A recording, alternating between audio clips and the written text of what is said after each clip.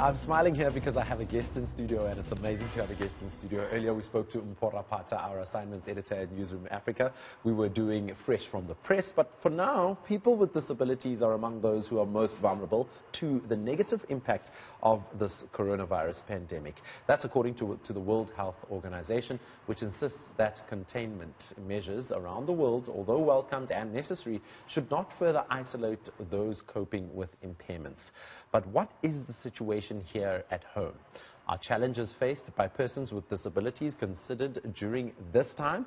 Newzroom Afrika answers that and more questions around disability and, of course, COVID-19. Here to help us discuss this is Busisiwe Gumede, who produced the piece, and she joins us now to talk about this investigation. Busi, welcome to Weekend Door. Yay, so good to be here. Thank you so much. I'm happy to have you here. Another human to interact with. It's not a Skype. All right. It's not a phone call, but you're talking about something very, very important. Yeah. COVID-19 and disabled people and how they're dealing with it. Why was it important for you to go to this angle, to this disability angle? It was very important considering that the World Health Organization says that persons with disability are more likely to be affected and infected by the coronavirus pandemic as a result of the impairments that they battle with on a daily basis. I mean, at this point, you and I, as able-bodied individuals, are able to observe, for example, social distancing.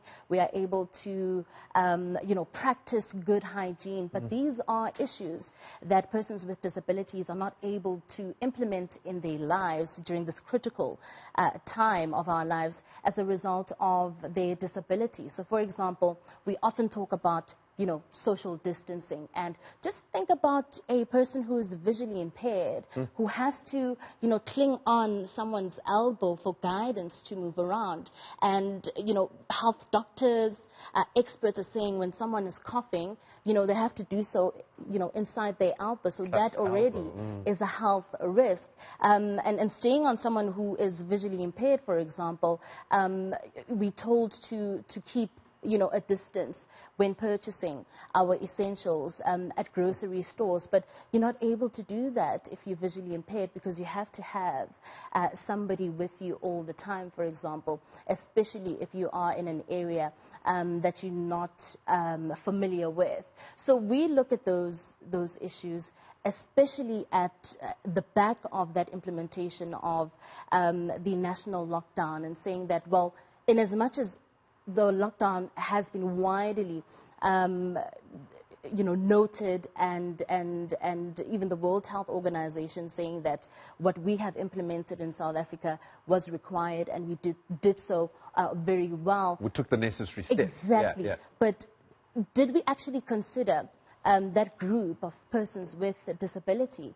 And so we put many of those questions to the Deputy Minister in the Department of Women, Youth and Persons with Disability, and we'll hear a bit later on as we play her clip later on. But I want us to take a moment and reflect on some of the people that you've spoken that to. we have spoken to. And one of them is Senzo.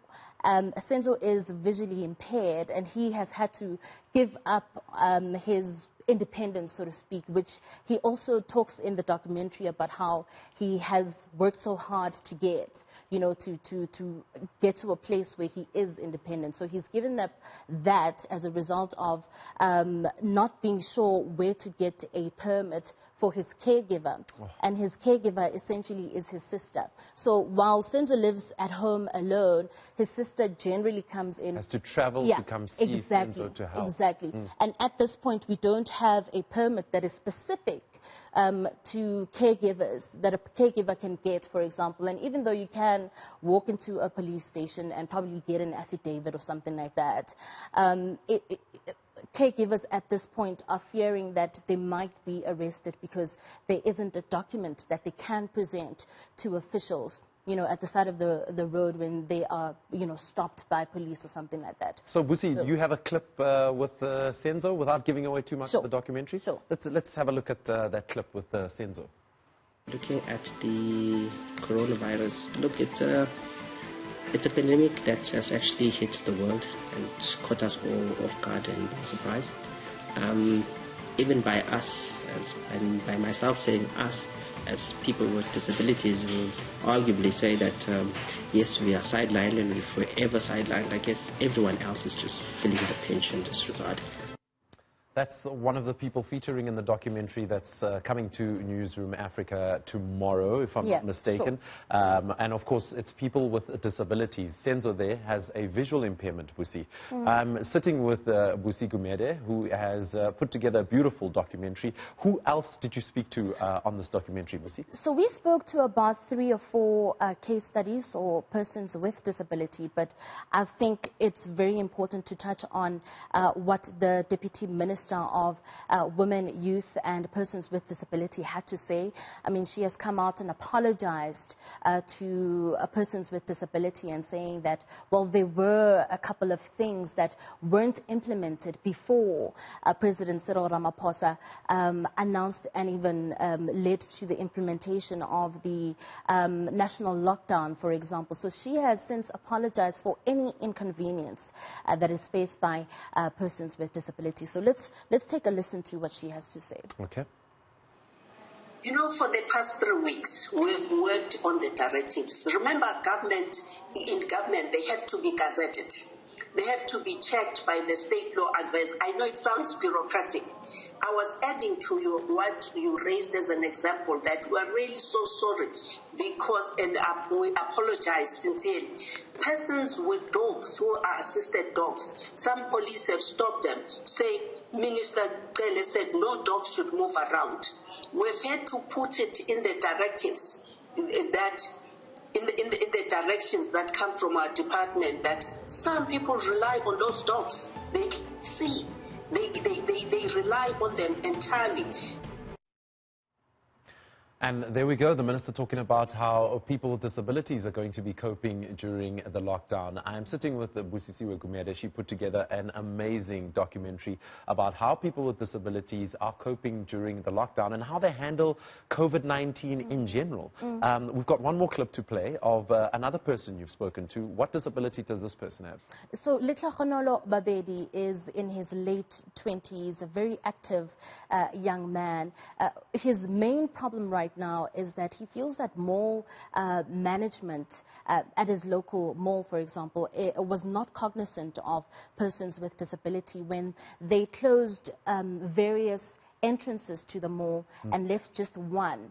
Obviously, from a perspective of safety as well as health, it makes sense to keep track of how many people are coming in the main mall in Alexandra Township, for example. But the challenge there is that Litlakhonolo has to spend even more on transport for a private car, for example, or transport to take him from his house to the mall. So he can't use local taxis anymore, which would cost him 8 to 16 rand per trip. But now he's paying about 150. A ride-hailing service. Exactly, per trip. So you can just imagine the extra cost that comes with the social distancing and stocking up on essentials. So also another issue with him is that he is a DJ, a well-known DJ in Alexandra Township, and obviously there aren't any gigs anymore. The gig economy is gone. Exactly, no one is paying, no one is booking, you know, so that has affected him financially as well. Let's have a look at that clip with Litlakhonolo. The lockdown has inconvenienced me in terms of mobility, especially when I have to go do my shopping, because usually I would ask one of my friends to accompany me and we would just take a local taxi, which is 8 rand, to the mall and buy whatever I need. My friend would help me carry and we come back. So now with the lockdown, most of the entrances of the mall are closed. The only one that is open, it's the one that is on the far side, which is by London Road. The lockdown has inconvenienced me in terms of mobility, especially when I have to go do my shopping, because usually I would ask one of my friends to accompany me and we would just take a local taxi, which is 8 rand, to the mall and buy whatever I need. My friend would help me carry and we come back. A documentary put together there by Gumede, our colleague right here at Newzroom Afrika, is having a look at how disabled people are dealing and coping with the lockdown and dealing with the COVID-19 pandemic. Busi, thank you so much for joining me. Really appreciate it. A very interesting documentary. Where do I catch it? When does it air for the first time? It's an important documentary to watch tomorrow at exactly 5:15. So it will be an opportunity for us as we mark Freedom Day to reflect on the rights of persons with disability as well here on Newzroom Afrika. Thank you so much. 5:15 tomorrow. Check it out on Newzroom Afrika, channel 405. Busisiwe Gumede, the features reporter right here at Newzroom Afrika. She was taking a look at the issues faced by people with disabilities during the lockdown period. She's found that the pandemic is making it difficult for some to get by. Busi's special feature will premiere on the channel on Freedom Day at 5:15.